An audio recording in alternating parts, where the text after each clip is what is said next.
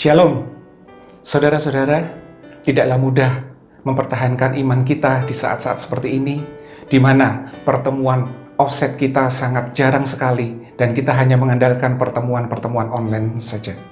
Namun di Roma 12 ayat yang ke-11, hendaklah kamu menyala-nyala dalam roh dan layanilah Tuhan.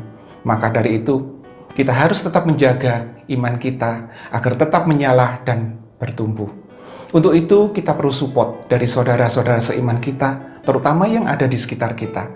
Kita boleh saling mengasihi, kita boleh saling memperhatikan, kita boleh saling menguatkan, dan kita boleh saling membutuhkan, sehingga timbul ikatan yang kuat di antara kita, yang susah untuk dipisahkan.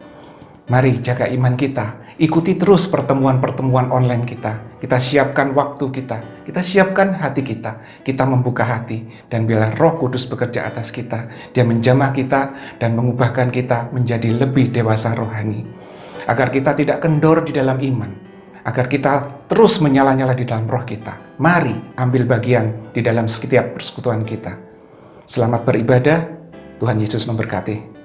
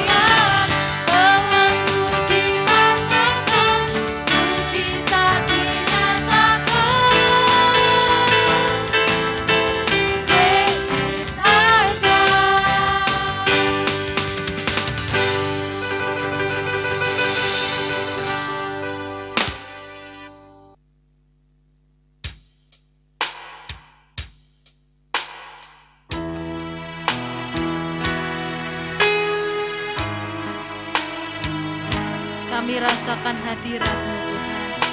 Kau hadir di sini.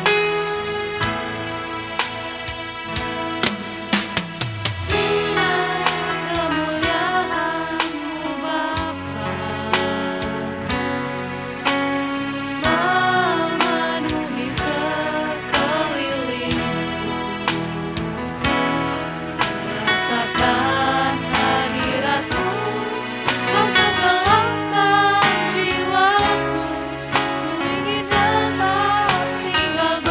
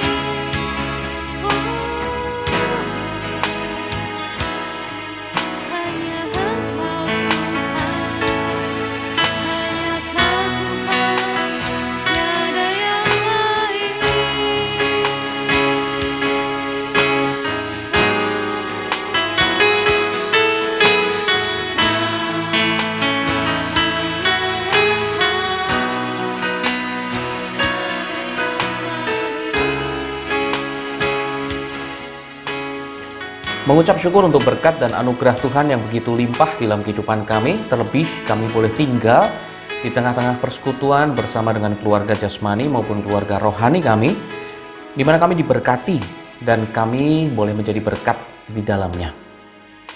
Ajari kami, perlengkapi kami, latih kami lebih lagi untuk menyikapi dan memelihara satu persekutuan yang kuat dan menyenangkan hati Tuhan. Lebih lagi, pakai setiap kami dalam persekutuan kami ini untuk membawa dampak, membawa terang bagi dunia yang gelap. Di dalam nama Tuhan Yesus Kristus, kami berdoa mengucap syukur. Amin. Surat Filipi ditulis oleh Paulus dengan beberapa tujuan.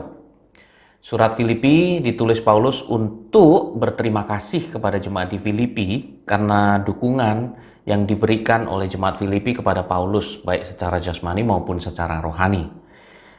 Kedua, Paulus juga menulis surat ini sebagai satu media untuk mengabarkan, mengupdate atau memberi satu kabar yang terbaru keadaan Paulus selama ada di penjara. Dan yang ketiga, surat ini ditulis oleh Paulus adalah untuk mendorong umat Tuhan di Filipi untuk bertumbuh lebih lagi di dalam Tuhan, di dalam persatuan dan damai sejahtera. Kalau kita cermati di bagian-bagian pertama kitab Filipi, pesan Paulus kepada jemaat di Filipi ada indikasi bahwa jemaat tersebut mengalami benih perselisihan. Tunggu. Jangan buru-buru menghakimi bahwa jemaat Filipi adalah jemaat yang jelek. Karena ada perselisihan di situ. Saudara dan saya tahu bahwa setiap kali kita bersekutu, kita bertemu dengan orang, ada resiko untuk kita mengalami perselisihan. Tidak peduli persekutuan itu baik, persekutuan itu tidak baik, persekutuan itu isinya orang seperti apa, nggak peduli saudara. Sebisa mungkin kita akan menjaga persekutuan itu tetap baik-baik saja tentunya. Tetapi di dunia yang sudah cemar oleh dosa ini kita nggak mungkin 100% menghindarkan persekutuan kita dari yang namanya konflik dan perselisihan. Nah, yang luar biasa dalam pesan firman Tuhan di sini, Paulus bukan hanya menyoroti dalam rangka untuk menghakimi jemaat di Filipi, tetapi meminta jemaat di Filipi untuk waspada, untuk berjaga-jaga, supaya mereka tidak kemudian jatuh dalam perselisihan yang tajam sampai mengakibatkan perpecahan. Karena tentu kalau sampai terjadi perpecahan, itu akan menghambat sekali pertumbuhan iman jemaat Tuhan. Nah, Bapak Ibu Saudara, saya berdoa melalui kebenaran firman Tuhan di kitab Filipi, terutama pasal yang kedua, ayat yang pertama sampai yang ke-11 sebagai ayat acuan kita hari ini, kita juga mendapat pesan yang sama dari Paulus kepada jemaat di Filipi. Kalau saya boleh bahasakan dengan bahasa saya hari ini, pesan dari jemaat Filipi yang ditulis oleh Paulus intinya adalah bagaimana kita harus tetap bersemangat, kita harus tetap bersekutu di dalam Tuhan meskipun ada resiko untuk terjadi konflik dan perselisihan. Itu kenapa pesan Paulus satu, jangan ada perselisihan di antara kita.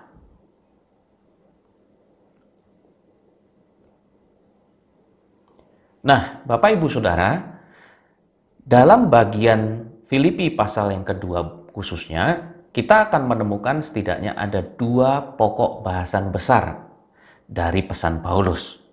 Bagian yang pertama adalah penyebab perselisihan, dan bagian yang kedua adalah cara mencegah dan cara menyelesaikan perselisihan itu.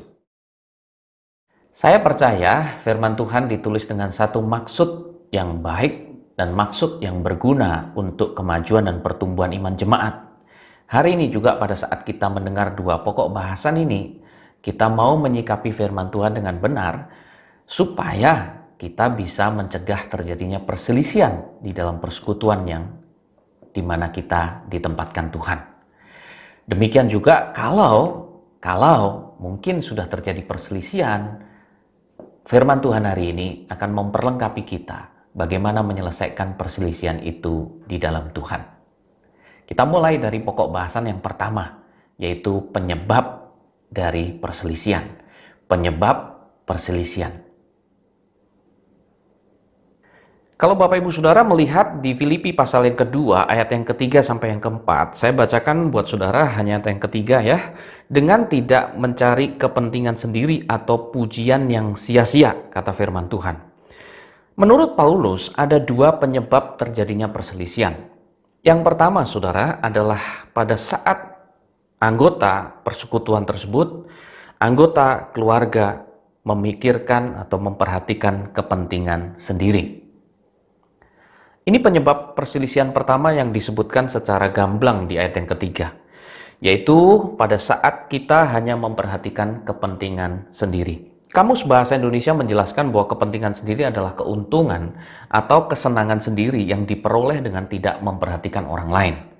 Alkitab tidak berkata bahwa saudara dan saya tidak boleh sama sekali memperhatikan diri sendiri. Tidak, ya. Bahkan Alkitab berkata, jangan sampai aku sendiri ditolak, kata firman Tuhan. Dengan kata lain, kita juga harus memperhatikan hidup kita supaya kita nggak jadi batu sandungan dan pada akhirnya ditolak oleh Tuhan. Artinya apa? Saudara dan saya ini boleh memperhatikan kepentingan sendiri. Tuhan tentu juga tidak mengendaki saudara memberitakan Injil sampai lupa makan, kelaparan, kena sakit gara-gara nggak makan dengan teratur, terus kemudian mati. Tentu bukan itu juga yang Tuhan mau. Artinya boleh. Tapi kalau kecenderungan kita hanya memikirkan diri kita sendiri, kita memperhatikan kepentingan sendiri, kita berusaha mati-matian agar pendapat keinginan kita yang diterima dan dipenuhi, dan kita nggak pernah peduli apabila keinginan kita itu mungkin bisa menyakiti atau merugikan orang lain. Saudaraku, ini yang menjadi penyebab perselisihan. Penyebab yang kedua adalah mengharapkan pujian yang sia-sia. Paulus tulis di ayat yang ketiga juga. Jelas untuk dikagumi, dihormati, mendapat kehormatan, duduk dalam kursi yang istimewa, ya, untuk dipandang bijaksana, terkenal, jadi orang yang perkataannya selalu didengar adalah hal-hal yang diinginkan oleh banyak orang. Bahkan mungkin termasuk saudara dan saya. Tapi jangan lupa sejak kita menerima Yesus sebagai Tuhan dan Juru Selamat pribadi, tujuan kita berubah. Kita bukan memamerkan diri lagi, tetapi kita memuliakan Bapa di surga. Orang percaya seperti saudara dan saya sudah seharusnya mengarahkan pandangan manusia bukan kepada diri sendiri, tetapi kepada Tuhan yang bekerja melalui setiap kita. Nah, seringkali pada saat kita mengharapkan pujian hanya untuk diri kita, penghargaan untuk diri kita seringkali akan kehilangan banyak hal yang berharga, saudara. Nggak ada orang yang mau dekat sama orang yang sombong. Nggak ada orang yang mau dekat-dekat sama orang yang selalu ingin dipuji dan tidak pernah ingin memuji. Orang yang selalu ingin dihargai tapi nggak pernah menghargai orang lain. Saya ingat ada satu Aesop yang mengingatkan kita untuk tidak mencari sanjungan yang tidak tulus atau puji-pujian yang kosong, puji-pujian yang sia-sia, kata firman Tuhan. Itu cerita tentang rubah dan seekor burung gagak. Sudah satu kali seekor rubah melihat seekor burung gagak terbang dan hinggap di dahan, membawa sepotong keju di paruhnya. Rubah yang berada di sekitar pohon itu melihat ke atas dan mengincar keju itu. Dia pun berjalan mendekati batang pohon itu, dia menyapa sang gagak. Dia berkata seperti ini, "Selamat siang gagak yang cantik." Si rubah memuji. "Betapa cantiknya kamu hari ini, betapa mengkilapnya bulumu, sungguh sangat indah sinar matamu. Saya yakin suaramu lebih indah dari burung-burung yang lain." Bahkan mungkin sambil berpuisi begitu ya, pakai nada-nada yang indah. "Izinkan saya mendengar satu lagu darimu dan saya akan menyapa kamu dengan sebutan si ratu burung." Wah, burung gagaknya mungkin mulai besar kepala ya. Dia dapat puji-pujian, saudara.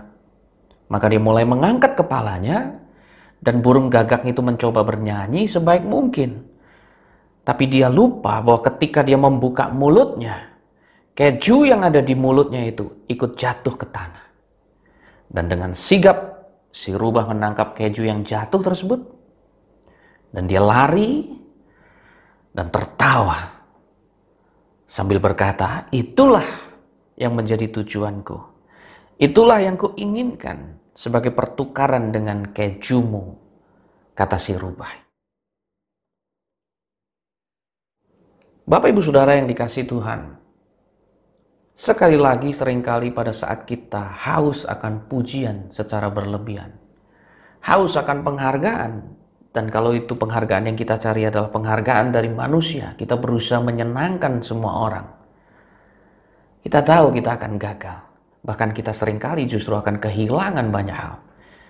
Kita kehilangan hubungan yang intim karena kita selalu menginginkan pujian yang sia-sia. Kita kehilangan rumah tangga kita karena kita selalu ingin dinomorsatukan. Bapak Ibu Saudara, dua hal yang secara jelas Paulus sampaikan ini. Kepentingan diri sendiri di atas segalanya. Pujian yang sia-sia. Sebenarnya bicara tentang apa sih? Keakuan. Saudaraku, penyebab perselisihan adalah keakuan. Pada saat muncul kata aku di atas segalanya, perselisihan terjadi. Konflik terjadi. Pada saat seseorang berkata, mana bagianku? Mana yang punyaku? Mana pujian untukku? Aku. Di sanalah konflik terjadi. Pada saat anggota keluarga bertanya, mana yang buat aku? Mana hakku? Mana bagianku? Konflik terjadi. Saudara bisa membayangkan sebuah keluarga di mana semua anggota keluarganya mencari sesuatu untuk aku. Dan tidak ada satupun yang berkomitmen untuk memberi kepada yang lainnya. Saudara bisa membayangkan suasananya itu seperti suasana kalau saudara melihat ada peristiwa penjarahan ya, saling menjarah satu dengan yang lain, saling berebut bagaimana caranya. Aku duluan, aku dapat yang paling besar, aku dapat yang paling enak, aku yang paling nyaman. Perselisihan, chaos, kekacauan terjadi. Itu kenapa perjalanan kekristenan kita, kalau kita melihat Galatia 2 ayat 20 berkata begini, aku hidup, tapi bukan lagi aku sendiri yang hidup. Inilah yang kita bunuh di kayu salib. Inilah yang dikatakan firman Allah pada saat kita dibaptis air sebagai langkah iman kita kepada Yesus. Kita mati bersama Kristus. Apa yang mati? Keakuan kita. Apa yang kita bunuh? Keakuan kita. Pada saat kita mulai belajar merelakan kata aku, pada saat kita mulai belajar berkata, yang lain duluan deh, aku nanti aja gak apa-apa. Yang lain yang penting seneng deh, saya gak apa-apa. Saya bisa kok, saya oke kok. Pada saat itu terjadi saudara, kita bangkit bersama Kristus, kita hidup baru. Karena Kristus yang hidup di dalam aku, kata firman Allah. Saya berdoa, dengan kita belajar hal ini, kita bisa menghindari ini dengan belajar untuk mematikan diri kita sendiri. Dan yang luar biasa, firman Tuhan akan kita lanjutkan, kita akan belajar lebih lagi. Dia juga mengajar kita. Paulus berkata kepada jemaat Filipi, kamu bisa mencegah dan kamu bisa menyelesaikan kalau itu perselisihan sudah terjadi. Kalau engkau tinggal di dalam firman-Nya, kamu ikuti firman-Nya. Saudara, mari kita dengar firman Tuhan lebih lagi. Bagian yang kedua kita akan melihat sama-sama. Apa atau bagaimana caranya mencegah dan menyelesaikan perselisihan. Di ayat yang pertama sampai ke-8 nanti kita akan melihat bagian per bagian. Saudara, kita akan menemukan bagaimana kita mencegah dan kita menyelesaikan perselisihan. Kunci pertama untuk mencegah dan menyelesaikan perselisihan dalam persekutuan adalah tinggal di dalam Kristus. Filipi pasal yang kedua, ayat yang pertama, dikatakan firman Tuhan, karena dalam Kristus ada nasihat, ada penghiburan, ada kasih, ada persekutuan roh, ada kasih mesra, dan belas kasihan. Saudara, saya garis bawahi di situ kata-kata dalam Kristus.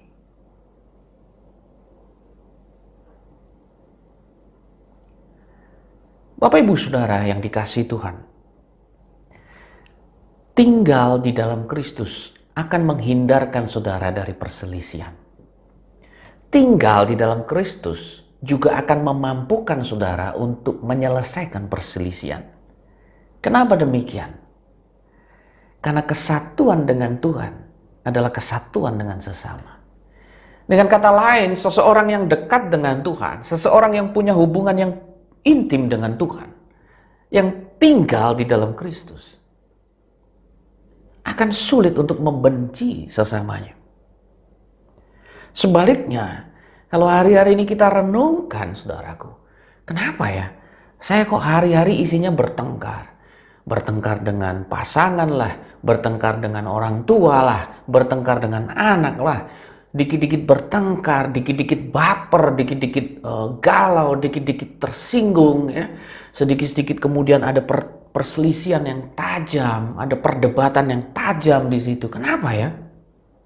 Di kantor juga gitu, gegeran sama divisi gudang, sama produksi juga gegeran, seolah-olah di semua divisi punya musuh.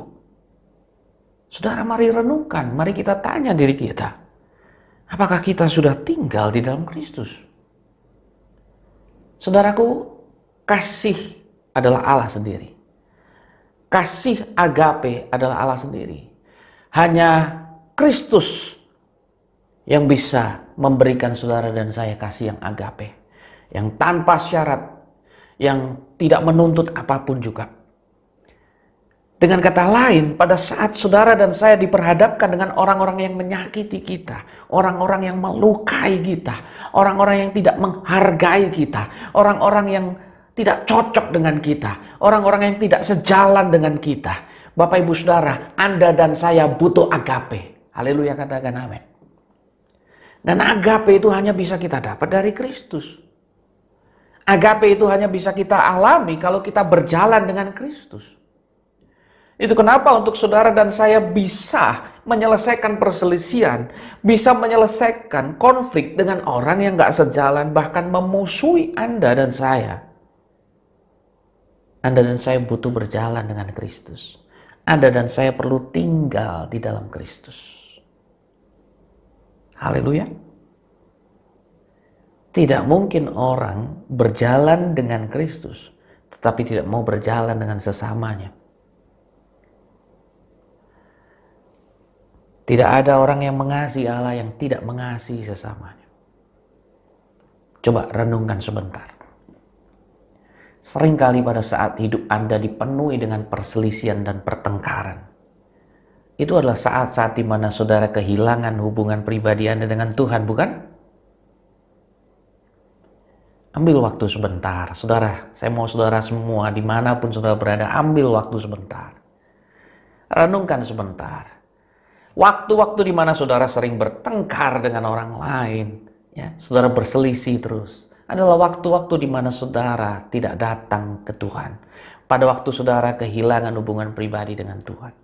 Oke, jangan dengarkan iblis, jangan dengarkan manusia, dengarkan Tuhan bicara. Saya ulangi sekali lagi, dengarkan Tuhan yang berbicara.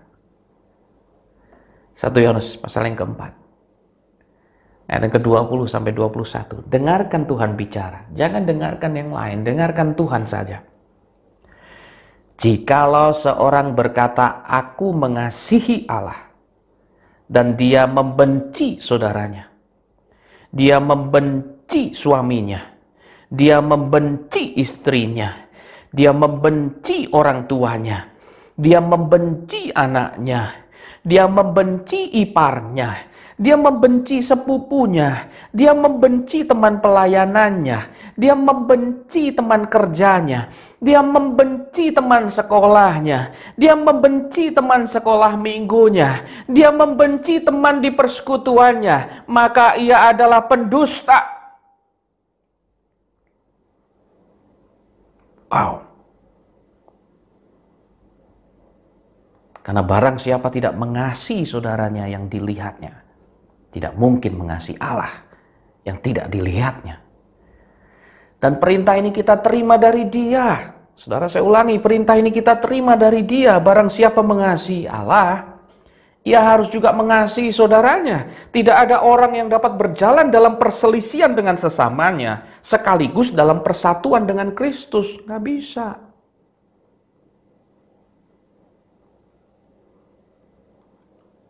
Saudaraku, hanya Kristus yang mampu memberikan kita kasih agape itu. Pada saat kita terima Dia sebagai Tuhan dan Juru Selamat dan kita tinggal di dalam Kristus, Kristus memberikan kuasa kepada kita untuk mengasihi mereka yang bukan cuma teman kita, bukan cuma sohib kita, orang-orang yang cocok sama kita, yang baik sama kita, yang suka kasih kado sama kita, enggak.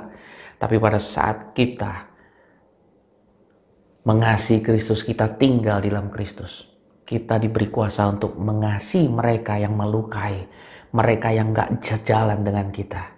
Itu kenapa orang yang tinggal di dalam Kristus menyelesaikan perselisihan di dalam hidupnya. Kunci yang kedua, ikutilah teladan Kristus. Bukan hanya tinggal di dalam Kristus, tetapi ikutilah teladan Kristus. Ayat yang kelima sampai yang ke-8 dari Filipi pasal yang kedua berkata demikian. Hendaklah kamu dalam hidupmu bersama menaruh pikiran dan perasaan yang terdapat juga dalam Kristus Yesus. Jadi pada waktu Paulus mencermati ada benih untuk terjadinya perselisihan di jemaat Filipi, dia berkata dalam hidupmu bersama taruh pikiran dan perasaan yang ada dalam Kristus Yesus. Kalau saya boleh bahasakan dengan kata lain, ikuti teladan Kristus. Yang walaupun dalam rupa Allah tidak menganggap kesetaraan dengan Allah itu sebagai milik yang harus dipertahankan, melainkan telah mengosongkan dirinya sendiri dan mengambil rupa seorang hamba dan menjadi sama dengan manusia, dan dalam keadaan sebagai manusia ia telah merendahkan dirinya dan taat sampai mati, bahkan sampai mati di kayu salib. Ciri khas yang utama dalam kehidupan Kristus Yesus adalah kerendahan hati dan ketaatan. Kerendahan hati dan ketaatan menjadi satu ciri yang sangat terlihat dan ada dalam seluruh kehidupan Yesus pada waktu dia berkarya di muka bumi ini. Dia nggak pernah mementingkan dirinya sendiri. Dia nggak pernah pentingkan kehendaknya. Dia pentingkan kehendak Bapaknya. Dia nggak pernah berusaha menguasai orang lain. Dia tidak pernah berusaha memaksa semua orang matanya tertuju kepadanya. Dia nggak lakukan itu. Dia nggak pernah paksa orang untuk penuh yang dia mau. Nggak. Dia nggak lakukan itu. Again, dia buang penyebab perselisihan. Dia buang kata aku. Dia mengosongkan dirinya dan mengambil rupa seorang hamba. Saudaraku, cara paling jitu untuk saudara dan saya menghindari perselisihan. Dan kalau perselisihan sudah terjadi, menyelesaikannya dengan hikmat surgawi adalah dengan mengikuti teladan Yesus. Kalau Yesus mau merendahkan dirinya sedemikian rupa, kenapa kita enggak? Kita anak Allah, tapi dalam waktu yang sama kita juga adalah hamba Allah. Orang bisa mengalami seperti Kristus, menjadi rendah hati, sehingga kita bisa mengakui kesalahan kita. Kita bisa mengakui keterbatasan kita dan fokus kepada kelebihan orang lain. Kita bisa taat, kita mengikuti yang orang lain mau, yang mengikuti yang Tuhan mau, sekalipun mungkin kadang-kala nggak sejalan dengan daging kita. Kita bisa rendah hati, kita bisa taat, hanya pada saat saudara dan saya ingat bahwa kita ini adalah hamba Allah. Kita mau ikuti teladan Yesus untuk menjadi seorang hamba. Bukankah 1 Korintus 7 ayat yang ke-23 berkata, kamu sudah dibeli, harganya lunas dibayar. Karena itu janganlah kamu menjadi hamba manusia. Dan dalam bacaan di atas, kalau saya mau bawa saudara kembali ke Filipi, ada dua kata yang mirip tapi artinya sangat berbeda. Coba saudara amati ayat yang ketiga. Pada saat Alkitab mencatat dengan tidak mencari kepentingan sendiri, saudara, tadi bagian pertama kita sudah belajar hal ini. Penyebab perselisihan adalah pada saat orang mencari kepentingannya sendiri. Dan kata kepentingan di ayat yang ketiga ini saya tulis di layar di situ, saudara bisa lihat, menggunakan kata Yunani eriteian, yang berasal dari kata Yunani eritos, yang artinya adalah buruh harian. Ya, buruh harian. Saudara tangkap dulu di sini. Bandingkan dengan ayat 7. Ya, ayat 3 tadi penyebabnya. Ayat 7 adalah bagian dari firman Allah yang mengajar kita untuk mencegah dan menyelesaikan perselisihan. Ayat yang ke-7 di situ memakai kata hamba. Pada waktu Alkitab berkata Yesus mengosongkan dirinya dan mengambil rupa seorang hamba, hamba di situ tidak ditulis dengan kata eritos, tetapi dolos. Kenapa ya? Kok nggak pakai kata yang sama? Oke, tidak mementingkan kepentingan sendiri seperti eritos. Tapi jadi seperti eritos. Kok nggak muncul eritos lagi? Tetapi kenapa kok muncul dolos? Gitu kan? Karena artinya berbeda. Eritos itu buruh. Buruh bukan hamba. Eritos bukan dolos. Buruh harian bukan hamba. Buruh harian punya hak. Dia bisa menuntut haknya. Dia minta gajinya, dia minta diperlakukan adil, dan seterusnya. Itu kenapa saudara, hari ini kita kenal May Day. Tanggal 1 Mei, Hari Buruh Sedunia. Di mana buruh di dunia berlomba-lomba mengadakan demonstrasi, orasi, menuntut hak-haknya dipenuhi oleh perusahaan di tempat dia bekerja. Itu buruh. Mereka punya hak. Tapi tidak dengan dolos. Dolos adalah pada saat saudara menyadari, saya tidak punya apa-apa. Saya nggak bisa menuntut apa-apa. Kalau kita dalam rumah tangga, kita dalam keluarga, kita dalam persekutuan kelompok sel, kita dalam ibadah gereja, kita masih selalu berkata, mana punya aku, mana hakku, mana bagianku, kok aku nggak diginiin, kok aku nggak digituin. Saudara, Anda lupa, Anda itu dolos. Ikuti teladan Yesus. Yesus aja ambil rupa seorang dolos. Saya sudah katakan dan ceritakan berkali-kali, dia Tuhan. Bisa nggak waktu dia mau disalib, dia minta petir sambar itu semua? Oh bisa, jadi bisa kalahkan semua itu, bak film superhero, betul nggak? Jadi Tuhan, dia berkuasa atas alam semesta, tapi dia nggak lakukan itu. Karena dia mengambil rupa seorang dolos, dia hamba. Dia nggak berkata lagi, mana penghargaan buat aku sebagai raja, nggak. Dia berkata, aku hamba. Kebenaran inilah yang menegur saya luar biasa beberapa waktu terakhir ini. Saya ada waktu di mana beberapa orang salah paham, beberapa orang justru malah menusuk dari belakang. Saya berkata, Tuhan, sakit gitu. Pelayanan kok beratnya kayak gini.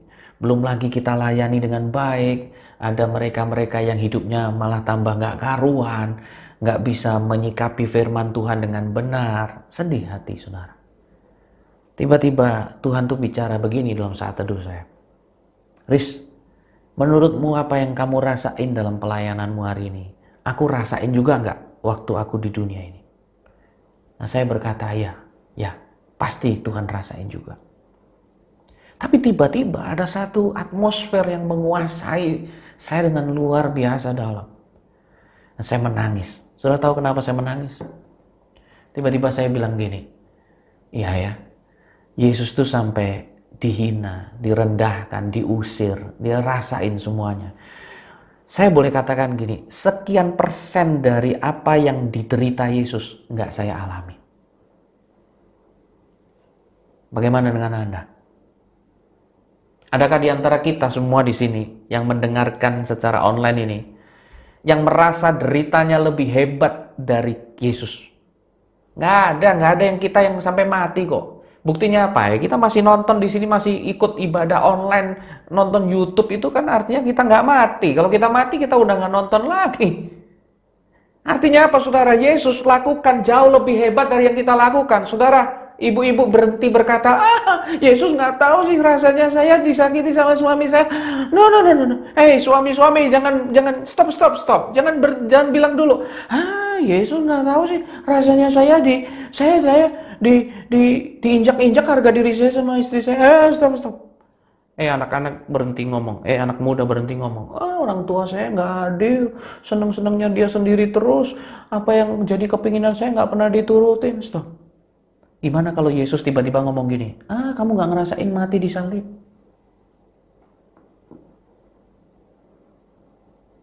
Dalam, saudara. Itu karena saya nangis. Saya bilang, iya, nggak ada apa-apanya. Dan setiap kali saya ingat itu, saya ingat dia ambil rupa seorang hamba, dihina, bahkan mati di kayu salib. Kalau dia mau lakukan itu untuk kita, kenapa kita enggak? Saudara coba bayangkan, kalau saudara punya majikan, dia mau kosek WC yang kotor, yang jorok, dia mau kosek itu, dia mau bersihkan itu. Kira-kira kalau Anda hambanya, Anda mau lakukan hal yang sama enggak? Bukan cuma hal yang sama, kalau bisa lebih jelek lagi. Kasih WC yang lebih jelek. Betul nggak? Kita hamba kok. Tapi repotnya kenapa perselisihan terus terjadi dan tidak pernah berhenti? Karena semua orang pengen jadi tuan. Semua orang pengen jadi yang dihargai. Halo? Semua orang pengen yang dapat predikat terbaik, kredit yang paling besar. Itu naluri daging kita yang harus kita matikan. Ikuti teladan Yesus. Hari ini kalau ada perselisihan, kalau Anda masih gengsi untuk minta maaf, kalau Anda masih gengsi untuk, ayolah, gandeng tangan lagi lah, kita jalan sama-sama lagi lah. Ingat teladan Yesus Kristus buat saudara dan saya. Dolos, bukan eritos. Amin. Saya teringat satu kisah yang luar biasa. Saya pernah bagikan mungkin beberapa tahun yang lalu. Saya ingin bagikan lagi buat saudara. Anda kalau mahasiswa, pelajar pasti pernah tahu kisah Isaac Newton dan apel yang jatuh. Tahu dong, Newton ya. Ya, itu yang penciptanya hukum gravitasi. Nah, kalau saya mau ingatkan lagi saudara tentang hukum gravitasi itu kira-kira kayak gini. Pusing kan? Ya, makanya nggak saya ingetin. Udah, kita lewatin aja saudara. Kita yang baca aja pusing, apalagi yang bikin ya. Banyak orang yang kemudian menganggap Newton sebagai salah satu jenius fisika yang pernah hidup di muka bumi ini. Dari hukum Newton itu banyak sekali hal yang ditemukan menjadi landasan bagi hukum-hukum yang lainnya, saudara. Membawa dampak yang sangat besar bagi astronomi dunia juga. Tapi hanya sedikit saja yang tahu loh bahwa tanpa seseorang yang bernama Edmund Halley, dunia tidak akan pernah kenal, dunia tidak akan pernah belajar tentang hukum Newton. Kenapa? Karena Edmund Halley lah yang menantang Newton untuk memikirkan gagasannya. Edmund Halley lah yang mengoreksi kesalahan matematika Newton. Edmund Halley lah yang mempersiapkan angka-angka geometris untuk mendukung penemuan dari Newton. Dan Edmund Halley lah yang membujuk Newton agar menulis karyanya yang besar. Mathematical Principle of Natural Philosophy. Judulnya aja ruwet, saudara. Apalagi memahami dan bikinnya. Itu kenapa Newton juga sempat ragu-ragu pada waktu dia tulis buku itu. Tetapi Halley yang mengedit, mengawasi penerbitan itu. Bahkan sejarah mencatat Edmund Halley ikut membiayai penerbitan buku itu. Tapi apa yang terjadi? Edmund Halley kita nggak kenal. Banyak dari kita nggak kenal orang ini. Dan Newton jadi terkenal. Jauh lebih kaya dari Edmund Halley. Padahal Edmund Halley yang ikut membiayai penerbitannya. Para sejarawan mencatat bahwa ini adalah contoh ketidakegoisan dalam sejarah ilmu pengetahuan. Newton dengan segera menuai ketenaran, sementara Edmund Halley mendapat sedikit kredit saja. Ia menggunakan prinsip-prinsip itu untuk meramalkan orbit dan kembalinya sebuah komet yang kemudian kita kenal dengan nama komet Halley. Namun komet Halley itu pun dikenali dan diakui alur orbitnya setelah Edmund Halley mati. Dengan kata lain, sebelum mati, siapa yang kenal Edmund Halley? Siapakah orang yang memuji Edmund Halley? Tidak ada. Apalagi komet itu kembalinya cuma tiap 76 tahun sekali. Kalau saya gambarkan ilustrasi seperti itu, saudaraku ya. Waktu lihat pertama masih balita, lihat berikutnya sudah lansia, bahkan mungkin tidak sempat lihat sudah dipanggil Tuhan. Saking kembalinya cuma 76 tahun sekali. Halley adalah sebuah contoh seorang ilmuwan yang berdedikasi, tidak peduli siapa yang dapat kredit. Sejauh bisa membawa manfaat bagi banyak orang, dia akan lakukan. Sejarah tidak pernah mencatat Edmund Halley ngambek sama Newton. Nggak ada. Sejarah tidak pernah mencatat keturunannya Edmund Halley meminta hak copyright dari Newton. Tidak. Tidak pernah. Saya teringat satu tokoh di Alkitab yang punya karakter yang sama dengan Edmund Halley. Namanya Yohanes Pembaptis. Tenar, terkenal luar biasa. Tapi pada waktu Yesus datang, dan dia tahu ini waktunya, dan dia hanya seorang hamba. Dia cuma dolos yang gak punya hak untuk menuntut apapun lagi.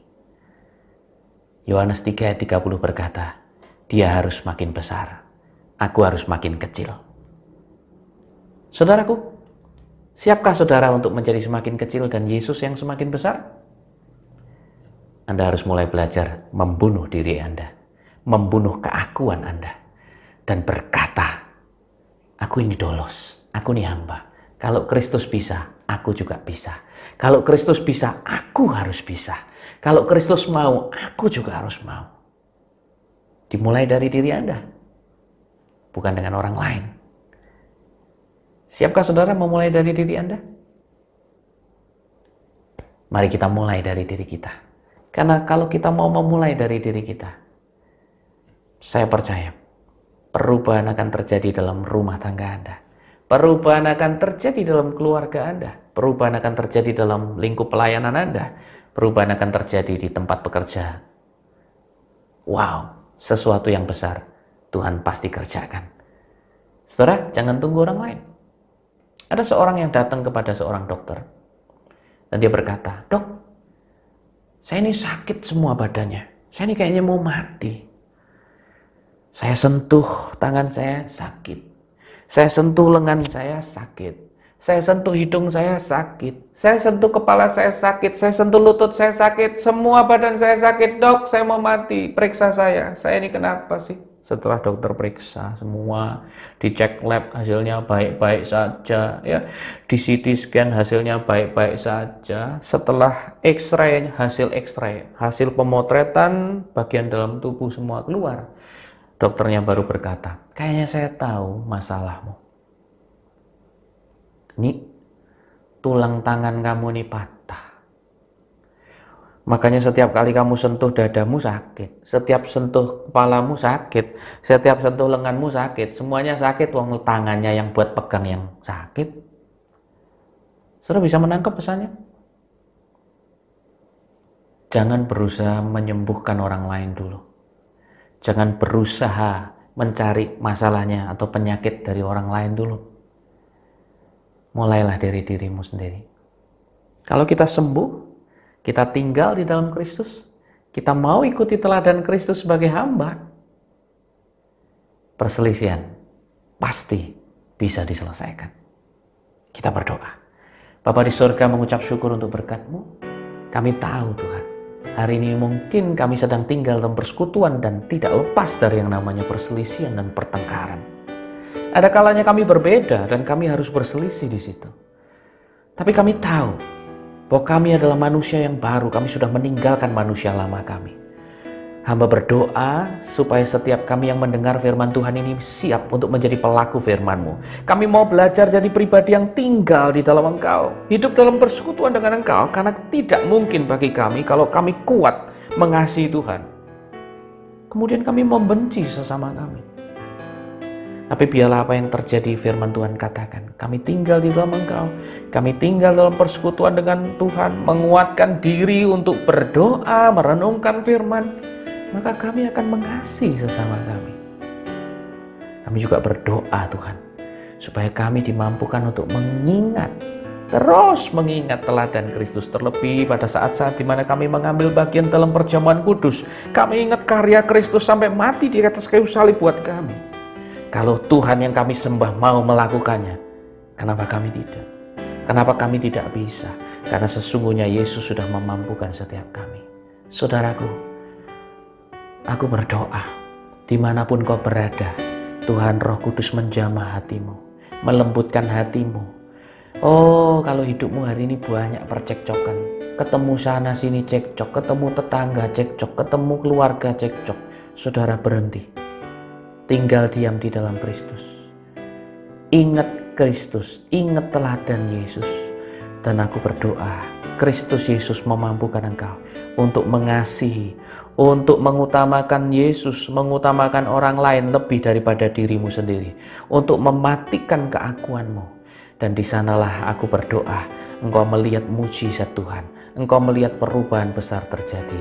Di dalam nama Tuhan Yesus Kristus, Tuhan memberkatimu. Haleluya. Amin.